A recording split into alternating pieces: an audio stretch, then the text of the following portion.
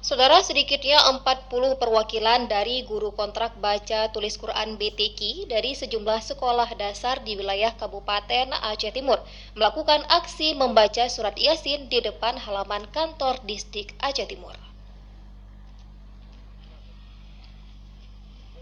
Dengan dikawal sejumlah kepolisian dan Satpol PP, puluhan massa ini datang sambil membawa spanduk dan kertas yang bertuliskan aspirasi dan tuntutan para guru kontrak.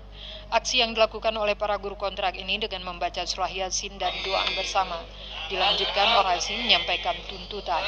Salah satu guru kontrak Afwandi dalam orasinya mengatakan mereka mempertanyakan sikap Pemkab Aceh Timur terkait honorarium dari bulan Maret hingga Desember 2017 hingga kini tak kunjung dibayar oleh pemerintah Aceh Timur.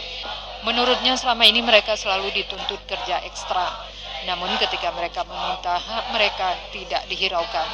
Ia menambahkan kenapa guru kontrak baca tulis Quran di kabupaten lainnya bisa dibayar honor mereka oleh pemerintah kabupaten atau kota lainnya. Kenapa Aceh Timur tidak bisa? Ia berharap agar honor mereka bisa dibayar segera oleh pemerintah Aceh Timur. Dari Aceh Timur, Said Maulana, kontributor TVRI melaporkan.